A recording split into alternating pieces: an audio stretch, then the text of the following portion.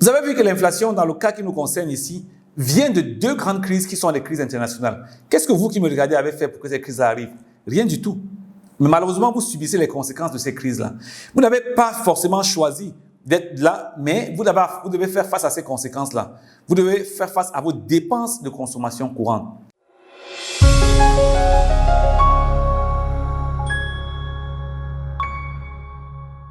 Bienvenue à l'émission Vivre libre, passionné et heureux. Aujourd'hui, j'ai le plaisir de partager avec vous l'épisode numéro 10. Et le thème de cet épisode va être comment l'inflation peut déclencher une transformation radicale de votre avenir financier. Le thème de l'inflation est un thème qui revient assez souvent dans l'actualité ces dernières années, depuis la crise de Covid notamment et accélérée par la guerre en Ukraine. Alors, on va voir que ces deux grandes crises-là internationales ont eu des conséquences importantes en matière de hausse des prix de l'énergie, donc le carburant aussi, de la logistique, avec des effets induits sur les prix des denrées alimentaires et des autres biens et services. Et naturellement, pour tenir compte de cela, il y a eu quelques ajustements au niveau de quelques États africains sur les niveaux de salaire et même au niveau des entreprises privées. Alors, la question qu'on pourrait se poser par rapport à cette inflation qui vient de l'extérieur, mais malheureusement nous affecte quand même. Est-ce que nous sommes piégés par le système? Est-ce que nous contrôlons vraiment ces faits qui dépendent de l'environnement national et même beaucoup plus de l'environnement international? En réalité, quand on n'analyse pas au niveau macro, quand on s'arrête aussi au niveau micro, à la fin, qui sort gagnant et qui sort perdant de cette inflation qui impacte chacun de nous en tant qu'agent économique? La question aussi qu'on pourrait se poser, c'est est-ce que cette série de crises-là, dont une précédente a commencé avec Covid, une deuxième est venue un an plus tard avec la guerre en Ukraine, n'est pas le motivateur parfait pour revisiter notre relation à l'inflation? Parfois, des phénomènes qui sont exogènes nous demandent de nous arrêter un moment pour revisiter et voir en réalité quelle est la relation que moi j'ai avec l'inflation, quelle est la relation que vous qui me regardez en ce moment, vous avez avec l'inflation. Est-ce que ce n'est pas un catalyseur qui devrait pouvoir déclencher un changement pour nous faire passer de la mentalité de consommateur à celle de producteur afin de pouvoir peut-être transformer radicalement notre avenir financier? Eh bien, je pense que nous allons passer cet épisode à explorer ces questions et peut-être avoir une autre perspective de l'inflation. Pour commencer, j'aimerais prendre quelques minutes pour qu'on échange un peu globalement pour mieux comprendre ce que c'est que l'inflation. C'est vrai que c'est un terme que les économistes aiment s'approprier en disant qu'il est de leur ressort, mais étant un thème qui touche le quotidien de chacun de nous, on doit pouvoir s'y intéresser pour davantage le comprendre et surtout savoir comment il peut nous aider à changer ce qui ne va pas dans la vie que nous vivons chaque jour.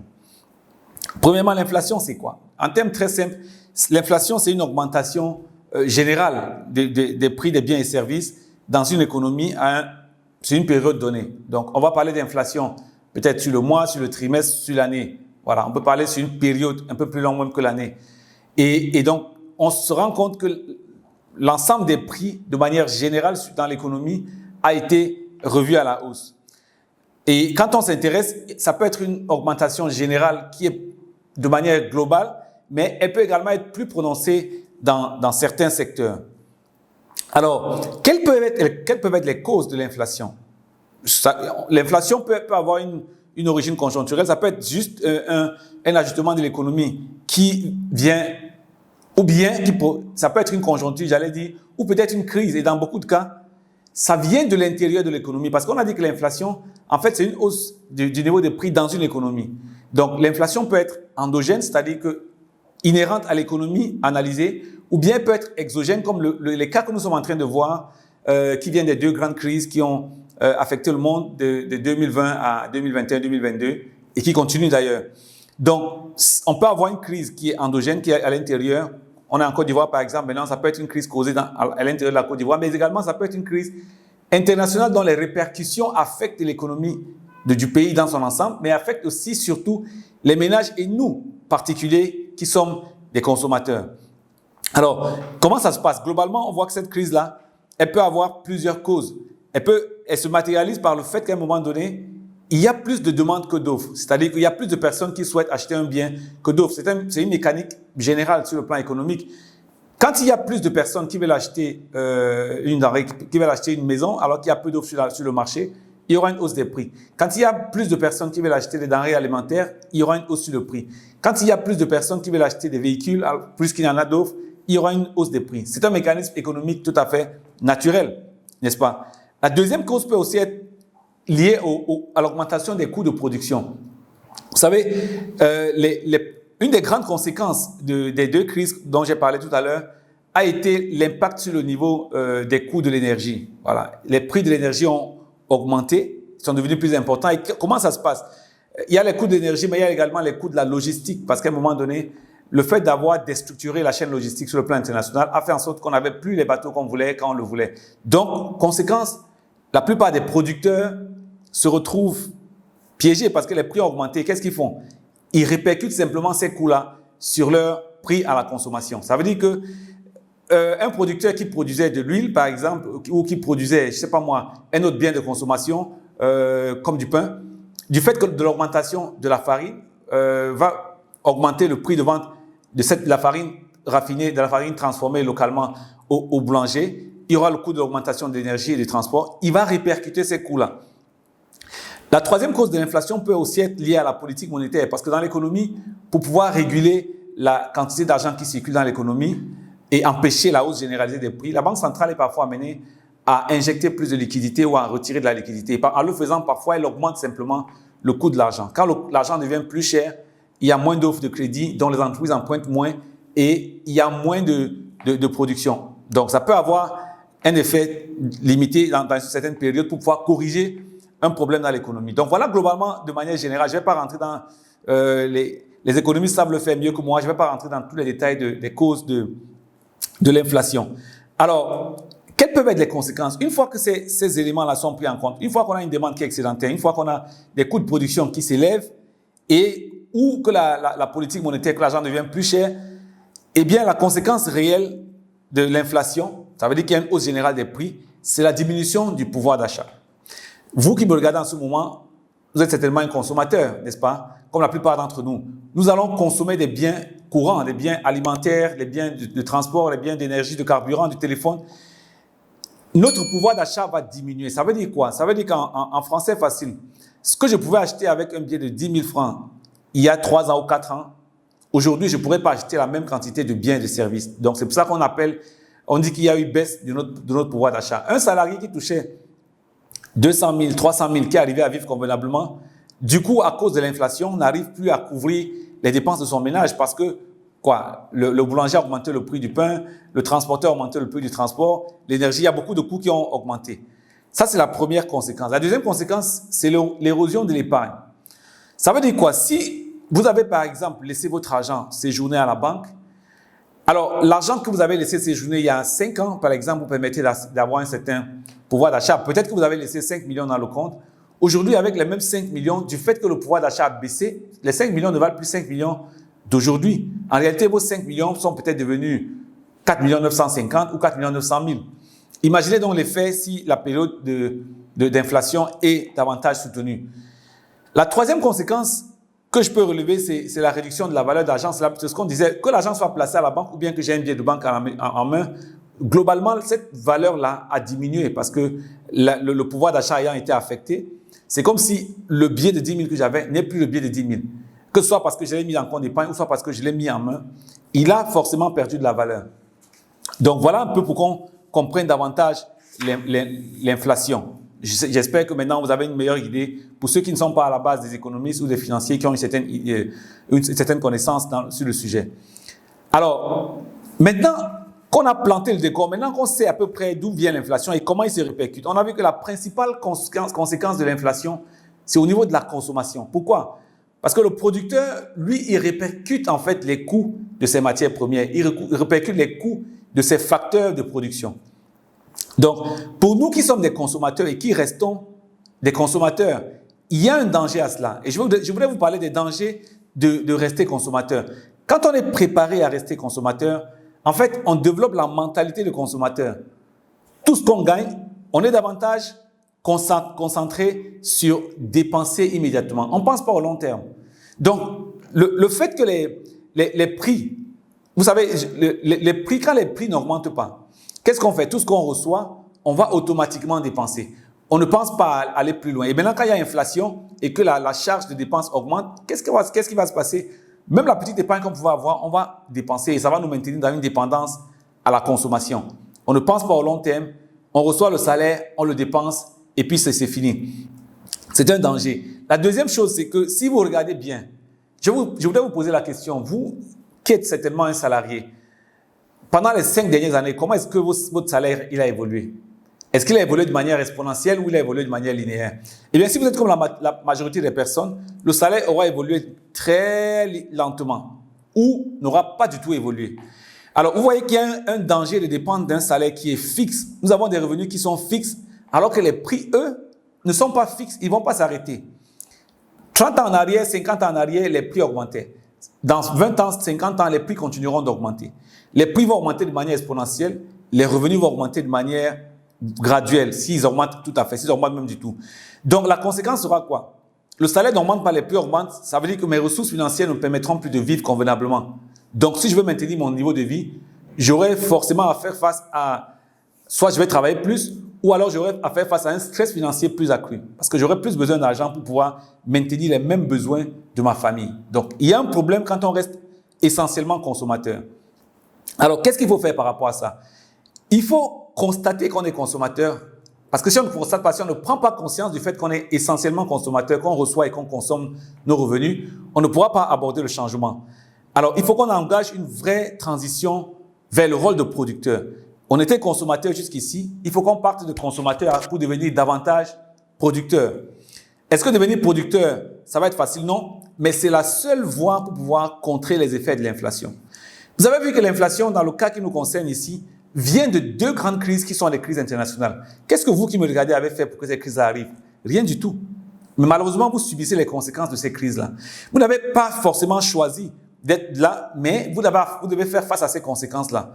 Vous devez faire face à vos dépenses de consommation courante. Comment le faire alors que le revenu n'augmente pas? Il faut que vous deveniez davantage un producteur. Il faut qu'on arrive à pouvoir contrer, en fait, l'inflation qui, elle, ne va pas s'arrêter. Même si je reconnais que dans la zone franc, il y a de grands efforts qui sont faits pour pouvoir maintenir un niveau de prix assez dans une fourchette raisonnable. Il reste que c'est des avis qui restent partagés par des spécialistes de l'économie. Je ne vais pas rentrer dans la polémique, mais pour vous individuellement qui me regardez, les prix continueront d'augmenter. Quelle est donc l'approche que vous aurez pour commencer à contrer en fait cette augmentation des prix-là? Comment vous allez faire pour que vos revenus augmentent plus vite que l'inflation? C'est pour ça qu'en réalité, parfois, je dis que j'aime l'inflation. Pourquoi? Parce que quand il n'y a pas d'inflation, on dort sur nos lauriers, on maintient les mêmes revenus. Mais quand nous savons qu'il y a un ennemi qu'on appelle l'inflation, il va falloir travailler 2 fois plus dur pour être capable de créer plus de valeur, de manière à avoir un revenu qui augmente beaucoup plus vite que l'inflation. Et pour le faire, il faut qu'on soit capable, en tant que producteur maintenant, de commencer à identifier les opportunités pour devenir producteur. J'ai regardé une étude de la Banque de France pour voir les effets de l'inflation en Afrique. Et je me rends compte que l'impact le plus important concerne les produits alimentaires. Et d'ailleurs, j'ai vu une étude de Jeune Afrique qui confirme cela. L'inflation liée aux produits alimentaires est vraiment très élevée que l'inflation liée aux produits non alimentaires. Et nous sommes des grands consommateurs de biens, malheureusement, qui ne sont pas produits par nous. Il y a les 2 éléments les plus importants qui ont nourri l'inflation en Afrique subsaharienne. Il y a les céréales et puis il y a les huiles. C'est 2 éléments clés. Même s'il y a l'énergie qui reste un peu à un niveau assez faible et les engrais, nous sommes producteurs, l'impact reste moins important. Les 2 éléments les plus importants, c'est quoi? C'est, j'ai dit les céréales et puis les huiles. Alors, chers Africains, il est temps qu'on se réveille un tout petit peu. Ça veut dire quoi? Nous avons tout ce qu'il faut ici, localement, pour pouvoir avoir des céréales. Nous avons tout ce qu'il faut pour pouvoir produire des huiles. Peut-être que c'est l'occasion de commencer à s'interroger et dire, quel est le rôle que moi j'ai joué pour devenir davantage producteur? Est-ce que je vais continuer à rester là comme un consommateur et absorber et accepter que tout le monde vienne m'imposer ses prix? Ou alors je vais dire, bon, peut-être que c'est une opportunité de commencer à réfléchir à ces éléments-là. Qu'est-ce que je peux faire, moi, pour pouvoir impacter la transformation locale de céréales? Qu'est-ce que je peux faire pour commencer à impacter la transformation locale d'huile? C'est une question qui n'est pas forcément une question étatique, c'est une question qui te concerne, qui me concerne, qui nous concerne tous d'abord chacun individuellement en tant qu'Africain qui veut voir l'Afrique évoluer. Maintenant, si vous le faites, il y a quand même des avantages, n'est-ce pas? Si vous commencez à analyser, aller dans la façon d'apporter votre contribution pour changer le regard du consommateur ou l'attitude du consommateur à l'attitude du producteur, il y a des avantages à cela. Il y aura un impact direct sur votre propre indépendance. Pourquoi? Vous n'allez plus vous contenter seulement d'attendre un salaire à la fin du mois de votre employeur, mais vous allez également travailler pour pouvoir générer davantage de revenus. Vous n'allez plus être une personne totalement dépendante d'un emploi, dépendante d'une seule source de revenus, comme 95% des personnes le sont. Et quand vous essayez de travailler à devenir un véritable producteur, ce sera peut-être le cas dans 6 mois, dans 1 an, dans 2 ans, peu importe, mais le processus doit démarrer maintenant. À long terme, vous allez pouvoir véritablement bâtir une richesse durable. Il faut qu'on arrête d'être concentré uniquement sur un emploi qui, à court terme, ne nous donne qu'une certaine fragilité sur le plan financier. Qu'on travaille à avoir des revenus secondaires en essayant de comprendre les problématiques que nous posent des questions comme l'inflation, en essayant d'investir. Vous savez, en termes d'inflation, je vais vous poser la question. La maison que vous avez aujourd'hui, si vous êtes propriétaire de votre logement, est-ce que vous souhaitez que dans 10 ans, cette maison-là baisse en termes de valeur ou bien qu'elle augmente en termes de valeur? Si vous avez acheté un terrain aujourd'hui, vous souhaitez que dans 10 ans, la valeur soit plus petite ou même plus grande. Quand ça nous arrange, en réalité, on est content de profiter de l'inflation. Quand on est du côté des producteurs, parce que quand vous êtes du côté d'un investisseur ou d'un producteur, vous avez un bien qui va prendre la valeur. Donc, vous aurez engrangé de la valeur supplémentaire. Mais si vous restez à 100% du côté des producteurs, des consommateurs autant pour moi, vous n'allez absolument rien engranger. Si votre maison d'habitation prend de la valeur, c'est bien. Le patrimoine aura augmenté. Mais ce n'est pas quelque chose qui va être valorisé. Si dans le même temps, vous aviez investi dans un bien immobilier, par exemple, et que 5 ans après, 10 ans après, ce bien-là a pris de la valeur, vous êtes désormais un producteur. C'est un bien que vous pouvez vendre. Parfois, on n'imagine pas cela. Vous avez investi dans un terrain ou des biens immobiliers qui valaient 50 millions et qui vous rapportent de l'argent, et 10 ans après, ils valent 100 millions. Vous voyez, forcément, vous aurez augmenté plus rapidement que l'inflation. Et d'ailleurs, à ce moment, en le vendant à 100 millions, en raisonnant comme un producteur, vous pouvez même décider d'investir cet argent, pas pour acheter un nouveau terrain, mais dans un autre bien ou dans une autre opportunité qui peut vous ramener encore plus. Donc, il est vraiment important qu'on essaie de faire un mind shift, qu'on essaie d'abandonner la mentalité de consommateur. Pourquoi? Parce que l'inflation ne frappe que durement les consommateurs. Les producteurs, eux, ils répercutent les coûts sur les consommateurs que nous sommes. Donc, en travaillant à devenir producteur, non seulement on va travailler notre capacité d'indépendance financière en multipliant les revenus, mais on va également commencer à construire durablement des revenus durables. Voilà, on va construire des revenus durables et on va améliorer notre sérénité financière. Je souhaite vous voir financièrement serein dans 5 ou 10 ans. Et troisièmement, on aura plus de flexibilité et de contrôle. Vous savez, si vous créez vos propres opportunités, petit à petit, sans vous rendre compte, vous êtes en train de construire votre propre liberté. Et vous pourrez, à un moment donné, choisir vous-même votre emploi, choisir comment utiliser votre temps, choisir sur quoi donner, mettre votre énergie, sur quelle activité vous allez mettre votre énergie, parce que vous pouvez aussi créer ces activités-là, créer ce futur-là. Et bien, tout à l'heure, je parlais d'immobilier, n'est-ce pas? Ma propre histoire est là pour le témoigner.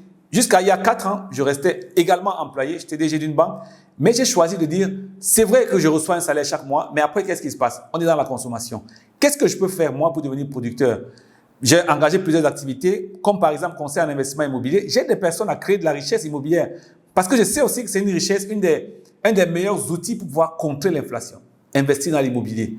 Donc, si vous ne l'avez pas encore fait, c'est important de commencer à y penser. J'ai également créé des entreprises. Non seulement j'investis pour moi-même, mais j'aide des personnes à créer de la richesse. Voilà, même des personnes qui restent employées. On n'est pas obligé d'être tous des entrepreneurs, mais on peut tout à fait rester employé et investir pour pouvoir créer véritablement de la valeur. Donc, je vous encourage à suivre le pas. Maintenant, certains vont me dire, oui, mais de manière pratique, qu'est-ce que je peux faire?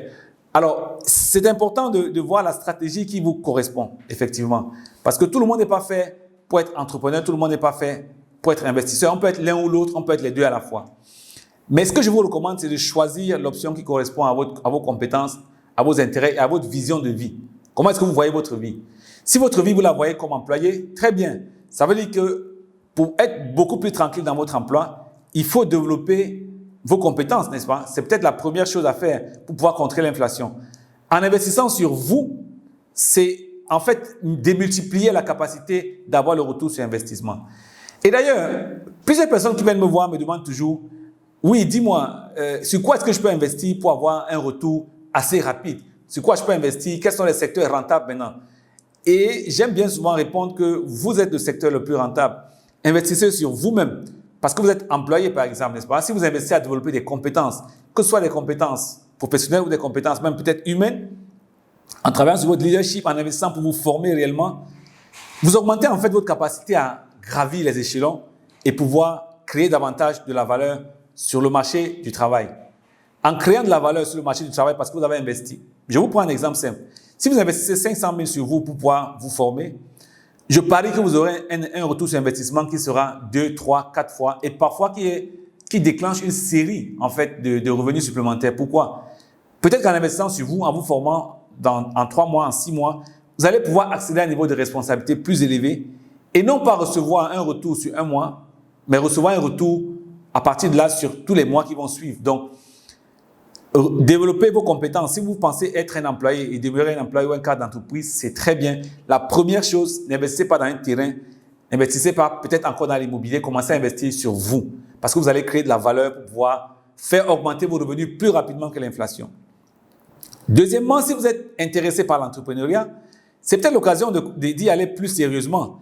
Et il y a plusieurs options. On ne dit pas de sauter de son emploi automatiquement pour aller devenir entrepreneur. Parfois, on est simplement employé, on a des compétences, on est des cadres comme certains d'entre vous, on est des employés expérimentés.